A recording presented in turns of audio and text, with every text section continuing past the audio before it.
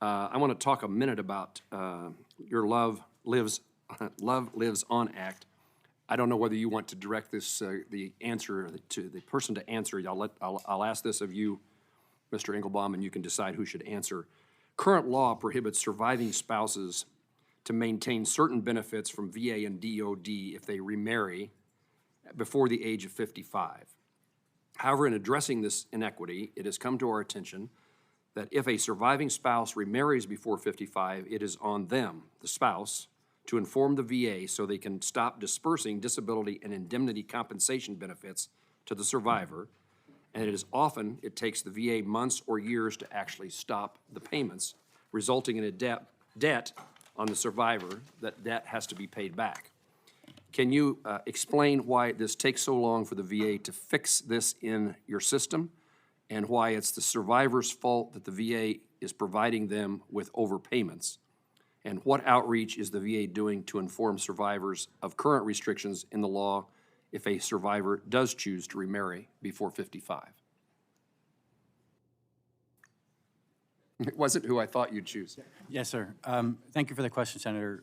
As stated, we don't have views yet on the act itself.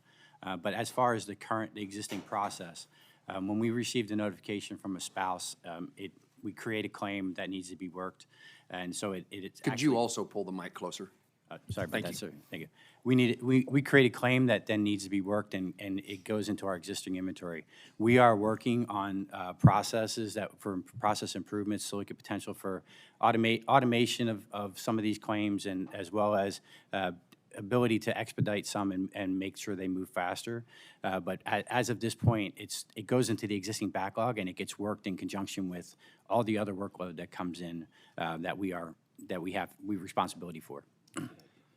Let me ask a follow-up, a related question at least. Several provisions of the original Love Lives On Act, and I know you're not prepared to testify about that act, but several provisions have already been signed into law in the last Congress with the passage of the Elizabeth Dole Act. What outreach has the VA done to inform survivors of these needed education benefits they are eligible for if they do remarry? And which office within the VA is responsible for conducting this outreach to survivors in general so that they are aware of their benefits and eligibility requirements? In other words, we've made some changes in the law. Is anybody actively making certain that survivors who remarry know that they are now eligible for education benefits?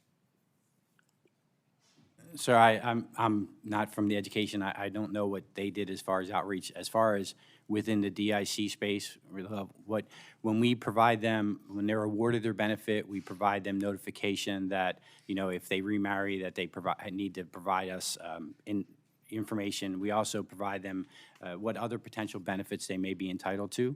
Additionally, like every 8 years, we will provide for a survivor who's under age 55, we will provide them a notification that whether or not to provide information whether or not they remarried, and then if they have, we'll take the action. If they haven't, they reply they haven't, we're good for the next 8 years. Let me ask the question this way.